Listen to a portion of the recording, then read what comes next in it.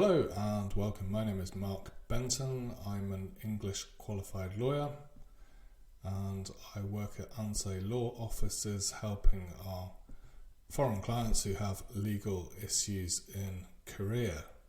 So today I want to talk about what you do if you want to establish a corporate presence in Korea. So I'm going to talk about foreign direct investment and incorporating and basically the process that you will go through to incorporate an entity or a corporate presence in Korea. So let's move on. So I guess the first consideration is really what type of entity you want to set up, and there are really two types. The first one is a branch office, the second is a subsidiary. And there are advantages and disadvantages of either. So let's look at the branch office first. There are basically two types of branch office. The first one is a liaison office, and the second one is kind of a normal branch office. The liaison office is like a non-profit or non-income generating corporate presence. It's there for sort of marketing purposes, to survey the market with a view to establishing a greater presence at some point in the future. So that's non-income generating.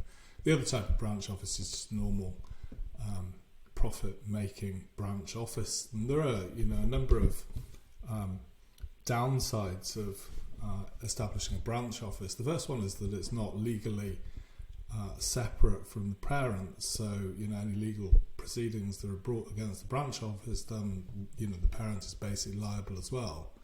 The second one is that because it's not a discrete corporate entity, then there can always be arguments between with the tax office about income generated in Korea and income generated overseas.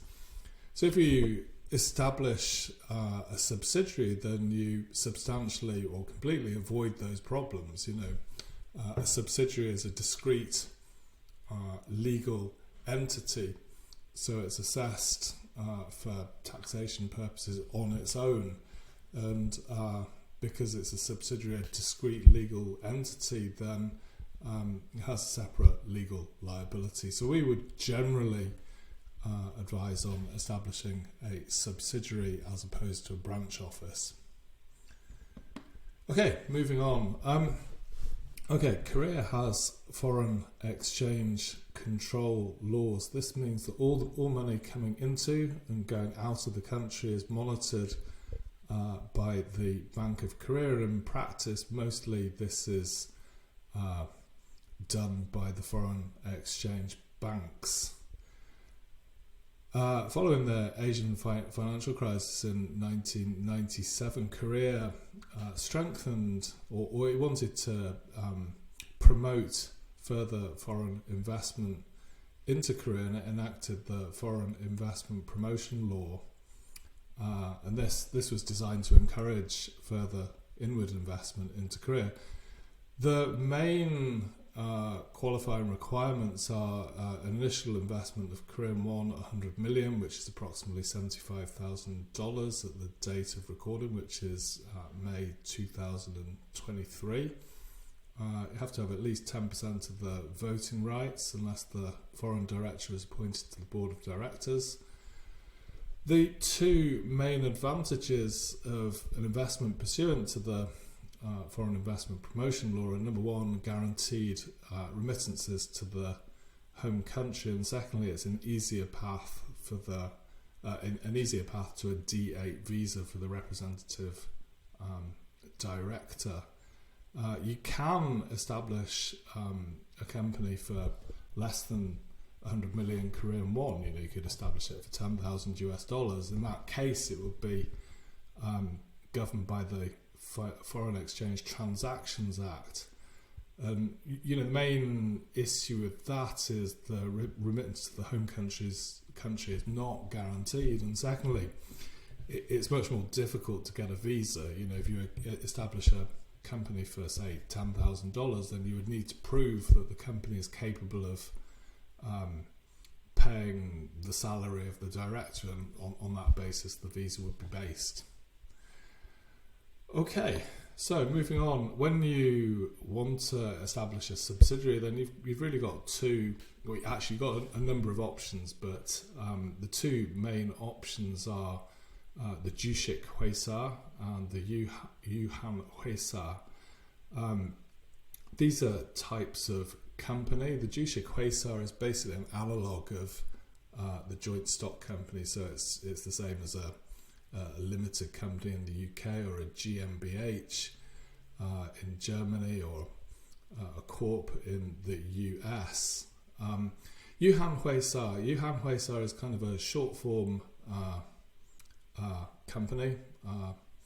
There are less kind of requirements for it, and many US companies use it as a pass-through for taxation purposes. So this is something to be considered. But usually, most companies, most parent companies will establish a Jushik Huesa as their subsidiary. One notable fact is that there are no restrictions on ownership. So you don't have to have a Korean shareholder with a majority of 51%. You can have a wholly owned subsidiary company. Okay, so when you establish a corporation in Korea, there are a number of documentary requirements, and I've listed most of them here. You need a director and shareholder power of attorney authorising the law firm. You need the articles of incorporation or memorandum of association, articles of association of the investing company. You need the certificate of incorporation if that's applicable, and an extract of the corporate register. You'd also need an acceptance of appointment document from the first proposed director. You'd also need an identification document with the home address of the representative director. A couple of other things, you would need the board minutes which approve the establishment of the subsidiary, and we'd also need an identification document of the representative of the parent. All these documents need to be notarized and apostilled, and if the country isn't a party to the Hague Convention on apostilles, then the documents need to be confirmed at the local Korean embassy. So the documentary requirements are reasonably significant, and they take some time to get together. Okay, so let's have an overview of the procedure.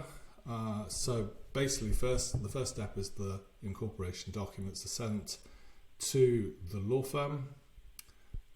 Then the initial capital, so the initial capital in order to incorporate the company, is sent to the foreign exchange bank. This is held in a virtual account pending incorporation. Then we do the foreign exchange reporting. So this would either be pursuant to the Foreign Investment Promotion Law if it's a qualifying FDI investment, or under the Foreign Exchange Transactions Act. Okay, after that, then the bank will issue a certificate of deposit, and we would go to the company court with the certificate of deposit and all the documents that you've provided, and we would apply for the company to be incorporated.